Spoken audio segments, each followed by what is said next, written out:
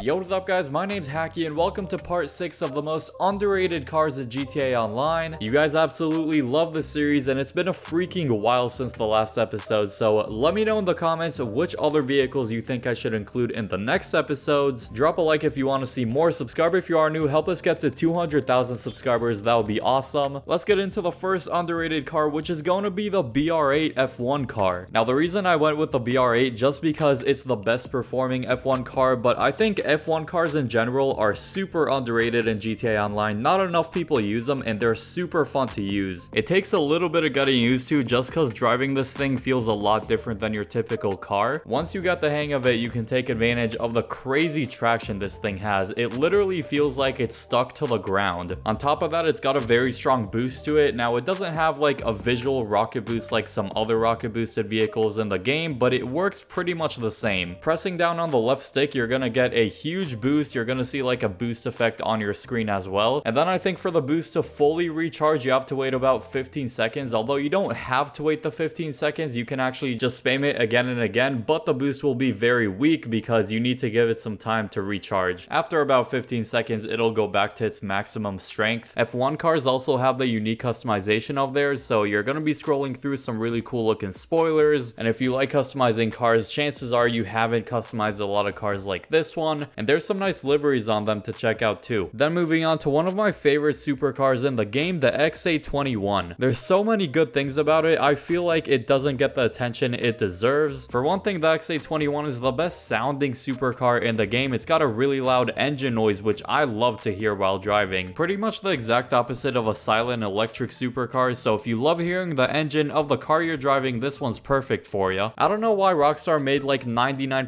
of supercars in this game have pretty quiet engine noises, because if you think about it, in real life Lamborghinis have very loud engine noises, and Lambos in the game, which we have a good amount of, they're relatively quiet, maybe besides the Zentorno. The XA21 and the Zentorno are probably the only actual good sounding supercars we have in the game. I feel like the look of this car is a hit or miss for everybody, but I personally like it, especially the front of the car looks really good, and I like that the engine is in the back and you have a little window to see it. Really good handling car, but not the fastest when it comes to top speed. So overall, really recommend this vehicle if you're looking for an underrated supercar. Then next one is a beautiful off-road vehicle, the Canis Terminus. Now some of you guys might be a bit surprised with this one just because this is easily one of the, if not the best off-road vehicle in the game performance wise, but the reason I wanted to include it in this underrated list is because it was one of the drip feed vehicles in the Chop Shop DLC and nobody really paid too much attention to it. All the attention was on the Interceptor police car, and there was a lot of hype around that car, and I feel like people forgot the Terminus, which actually came out at the exact same time as the Interceptor. Therefore it kind of went under the radar, but you guys should definitely pay attention to it because it is well worth the money despite being pretty expensive. Just under a $1.9 million price tag, making it the most expensive off-road vehicle in the game, but the value for that price point is great in my opinion. You're getting a ton of customization. This is one of the most customizable vehicles in the game. There's a big variety and the customization options themselves are actually pretty unique and pretty cool looking. And in my personal opinion, this is the coolest off-road vehicle in the game. It's a modern looking Jeep and it does depend on your own taste, but personally I think it looks amazing. Next one is the APC Tank. This is a weaponized vehicle and it doesn't get nearly as much attention as it should. This thing is an absolute tank and it's got crazy missile capabilities that very little other vehicles have, so this is one of a kind. When you first get the stock version of this vehicle, it comes with a machine gun on the top of it, which is okay, but it's not too crazy. So you should upgrade it to the same battery weapon upgrade, and you can only customize this vehicle in the back of the MOC, so you need to have the vehicle workshop inside of your MOC, because unfortunately you can't just go and customize it at a regular Los Santos Customs. It's considered a special weaponized vehicle, so sometimes you can only upgrade them in certain vehicle workshops. And that same battery is basically just a missile launching station on top of your vehicle. It's super overpowered. It's also rapid fire as well. As we said before, there's very little vehicles in this game that could just rapidly spam the rockets, but I mean at this speed is crazy. It's actually super fast. What you do with it is you need to come to a full stop and then hold right on the D-pad, and then you're going to be transferred into this missile launching mode, and you could just ongoingly spam the rockets over and over again by pressing LB, or I believe it's L1 on PlayStation. As long as you have the mobile operations center, with a vehicle workshop and you need to unlock the same battery upgrade via bunker research, you can get your hands on a very sick vehicle. It has a lot of liveries you can put on it and also proximity mines, which is really helpful too. And you can even go on water with this thing, not underwater, but on water. So if you drive into the ocean or like a lake or something like that, it won't drown. It's actually just gonna float and it's gonna act kind of like a boat, you can say, although it's kind of slow. Regardless, that's another really cool feature with it. Super underrated vehicle. Next one is the Pagi Osiris, one of the nicest looking supercars in my opinion. I remember back when the Osiris came out, I was so hyped to get the new premium supercar. This was over $2 million,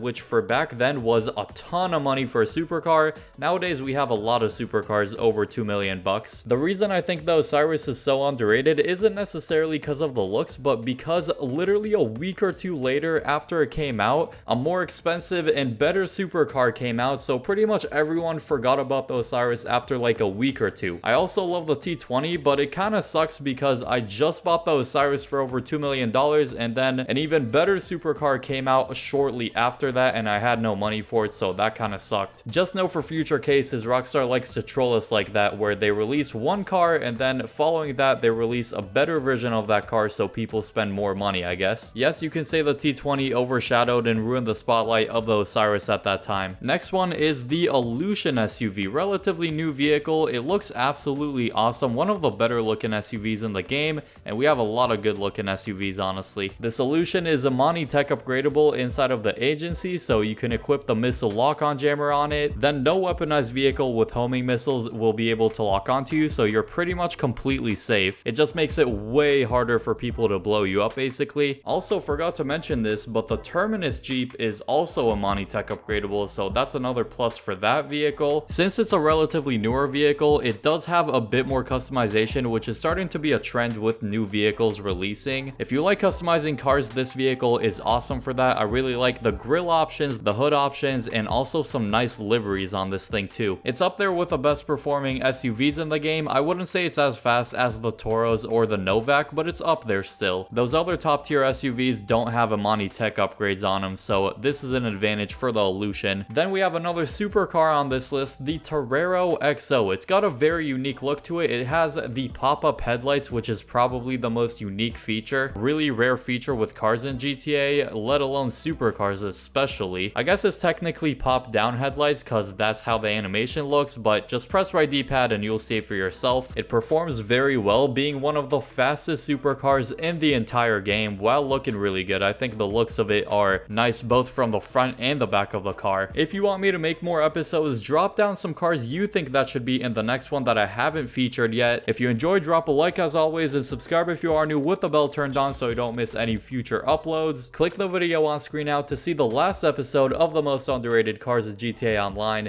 I hope you all enjoy that video, and peace.